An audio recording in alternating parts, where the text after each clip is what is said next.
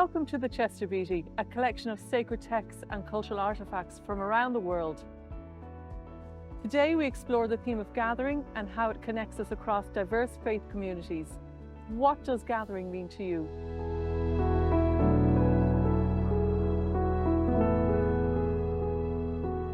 Gathering is a sacred act, a coming together of hearts and mind. It represents the unity and strength we find in community.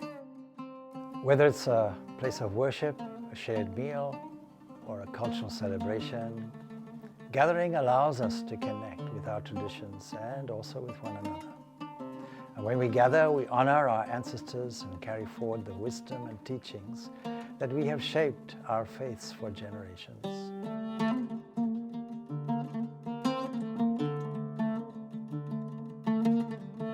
In this film, we're going to look at 3 objects from the Chester Beatty collection that represent the theme of gathering.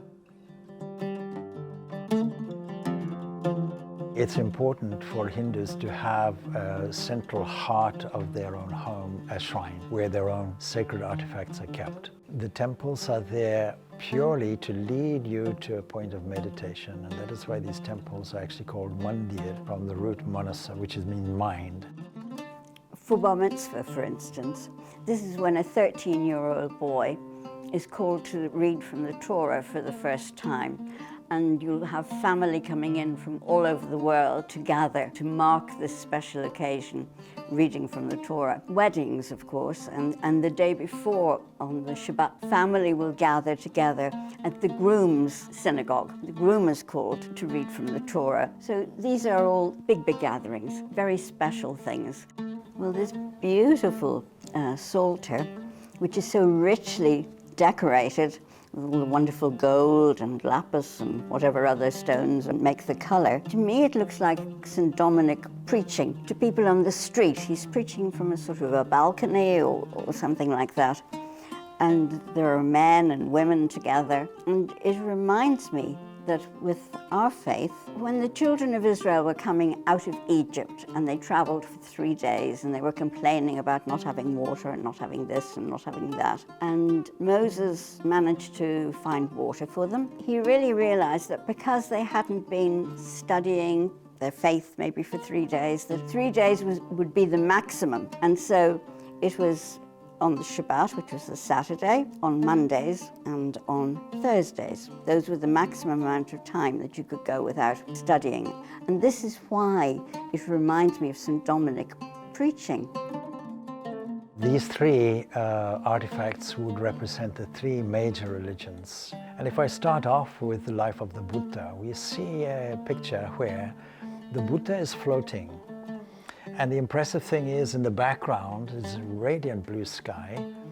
And the gathering that is there, the general people, divided in, as I see it, in 2 categories. One is clearly beings who may be a little bit in between mortals and Buddhahood. And they're not one of them is looking at the floating Buddha. But they're all gathered under the auspices and under the witnessing of the observing and blessing Buddha. And so, to me, it says that although gathering is important, we're independently responsible for the goal of life. In Buddhism, it may be described as nirvana. For us, it's called moksha, freedom, really. And the blue represents infinity, and you also find blueness again in the Psalter. And there's also a gathering. But in this case, the people are absolutely focused and concentrated on the Dominican friar who's preaching. And it strikes me it's not in a church, it's out in the countryside. And so both scenes are out in the country. One has a subtle preaching or a subtle message being conveyed as an ideal, and the other where the message is being delivered to people.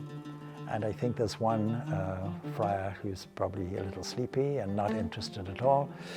But the friar who's preaching is really engaging the people. And so the one picture represents the ideal. The other picture seems to me to represent the delivery of the message.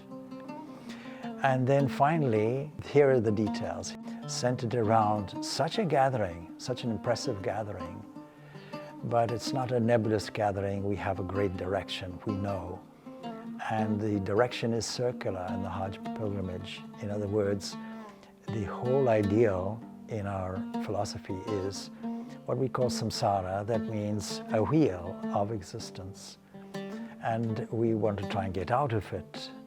But it has to be centered somewhere, and there has to be a movement somewhere, and there has to be effort somewhere, and there has to be sacrifice somewhere, and there has to be equality in the Hajj. Everyone is dressed equally. As we witness through the objects from the Chester Beatty collection, gathering holds profound meaning across faiths. It is through these shared traditions that we can strengthen our connections and foster a deeper understanding of one another. This film is part of a series called Faiths in Focus, developed in partnership with the Chester Beatty and Dublin City Interfaith Forum. Why not check our other films? And if you like the content, please share and give this video a thumbs up. You can find more information and links in the video description.